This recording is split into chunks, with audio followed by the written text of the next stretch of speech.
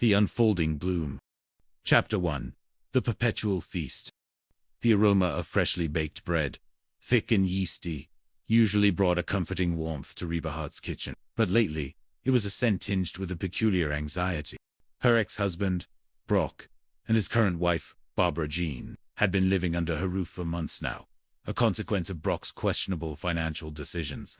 It was a situation Reba had long since accepted, a bizarre, blended family dynamic that had become her new normal. Yet, even Reba, a woman whose resilience was legendary, found herself reaching her breaking point. "That woman is out of control," Reba muttered, not to anyone in particular, but to the universe at large, and she stared into the cavernous emptiness of her pantry. It was usually a testament to her meticulous nature and her desire to feed her 3 children and, now, 2 additional adults. But today, it was a wasteland. Van Montgomery, a towering former football player with a heart of gold and a mind often preoccupied with simpler pleasures, ambled into the kitchen, his brow furrowed in confusion. "She's like a locust, Reba. A human locust." Reba pointed a finger, trembling slightly, at the barren shelves. "She has eaten everything in the house. Everything. In Mr. Archer's house, too." She gestured vaguely towards the living room, where Brock was likely watching sports. "Look, even the salt and pepper shakers are empty. How do you even eat salt and pepper?" Jake, Reba's youngest, a boy on the cusp of adolescence with an uncanny knack for observation, peered into the shaker. "Maybe she just licked them clean, Mom. Like a cat." "That's a disturbing image, Jake. Why don't you just tell her she's eaten too much?" Reba challenged Van, her voice laced with a weariness that went beyond mere hunger. Van recoiled as if struck. "Oh no, Reba. You tell her." Reba scoffed. "I've tried. It's like talking to a brick wall made of, well, kick, rock, paper, scissors," Van suggested, ever the one to resort to childish games to avoid adult confrontation. Reba rolled her eyes. "Ben, you know you're going to lose." She always called him Ben when she was exasperated. "Not this time," Van declared with a misplaced confidence. 1, 2, 3. Reba threw paper. Then, predictably, threw scissors. "Dang it," Van exclaimed, slamming his fist lightly on the counter. "Why do you always beat me?" "Because you always pick scissors, Ben. It's your system, remember?" Reba sighed, running a hand through her fiery red hair. "So, you'll tell her?" Van's bravado deflated. "Yeah, fine. No, I don't want to. You tell her. Come on, you tell her. Please, please, please." He even added a puppy dog pout that usually worked on Cheyenne, his wife, but rarely on Reba. "No, Ben," Reba said, her voice firm. "Why should I tell her?" Van leaned in conspiratorially, because girls can say that kind of stuff without having to come across like all they care about are looks. "By the way, Reba, you've been looking hot lately." Reba narrowed her eyes, a small smile playing on her lips despite herself.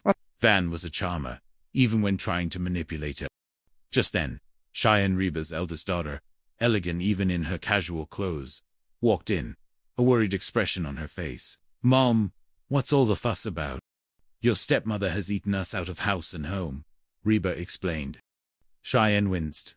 "Oh well, look, sweetie, why don't I tell her?" she offered, ever the peacemaker. Reba's face brightened. "Thank you, honey." Before Cheyenne could take a step, the kitchen door burst open, and Barbara Jean waltzed in, a triumphant grin plastered across her face, clutching a large, steaming pizza box. "Hey, hey, hey! Guess who Luigi gave the free pizza to?"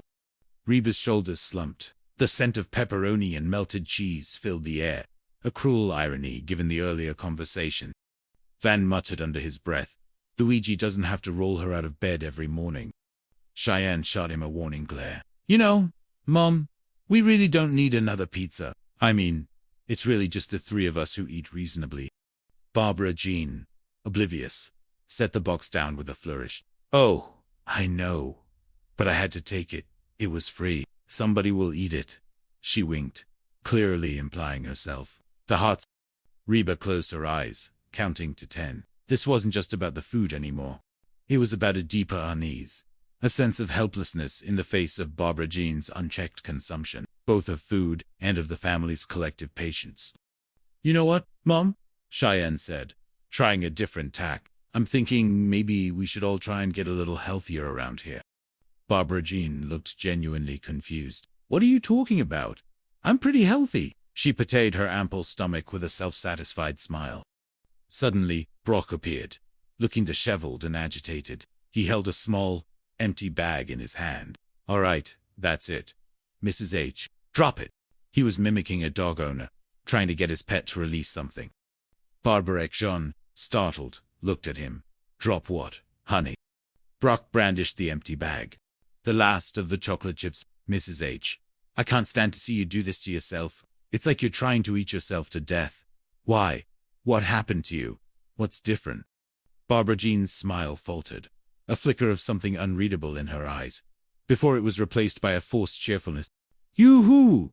I'm here, and I'm thin, she declared, striking a pose that only exaggerated her current figure. Van snorted. Yeah, thin is as thick and dumb as one. Reba elbowed him sharply. Yikes, Van, what's eating Cooper grape? Brock just shook his head, looking utterly defeated. Look at that. You look like the number 10. Reba watched the scene unfold, a familiar ache in her chest. She had once been married to this man, had built a life with him. Now, he was a stranger, trapped in a cycle of enabling and frustration with the woman who had replaced her. It was a strange kind of karma, she supposed. Later that night, Reba lay in bed, staring at the ceiling, the pizza box, still a faint memory in the kitchen. She closed her eyes, and the image of Barbara Jean, laughing, eating, consuming, filled her mind. It was a nightmare, a recurring loop of excess. Then, Barbara Jean's voice echoed, Yoo-hoo! I'm here, and I'm thin. Reba bolted upright, gasping. Oh, thank God. It was just a nightmare. She glanced around her familiar bedroom, the moonlight streaming through the window. Then, a chilling thought struck her. And the nightmare continues. Her roots were planted in the past, a past intertwined with Brock and the life they'd built. Though her life was changing fast, she knew who she wanted to be. A single mom who worked through hard, loved her kids, and never stopped.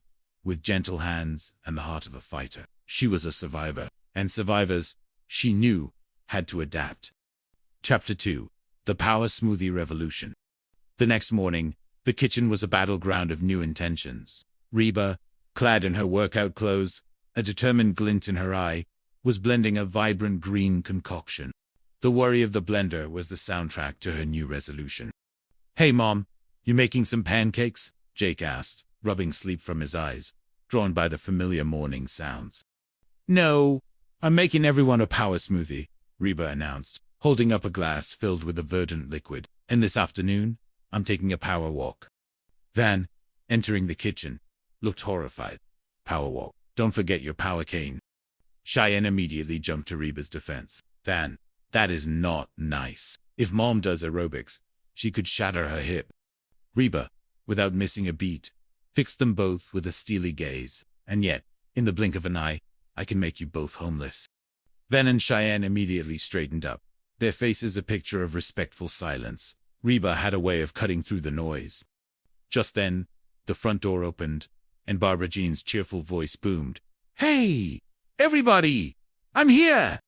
Oh, shut up and have a donut, Reba snapped, thrusting a plate with a solitary donut at her. The green smoothie revolution would have to start without Barbara Jean's immediate participation. Barbara Jean, momentarily stunned, took the donut.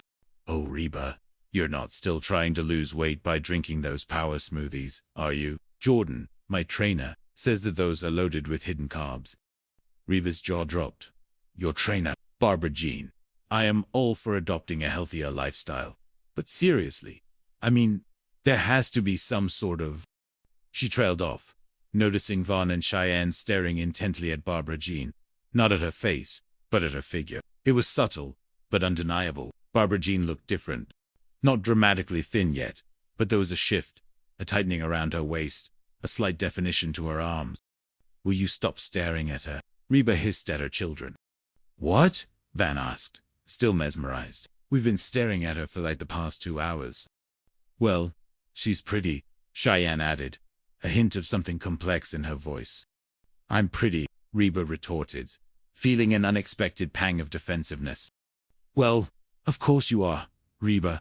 Barbara Jean said, her tone almost patronizing, but she's new pretty. Reba felt a jolt. New,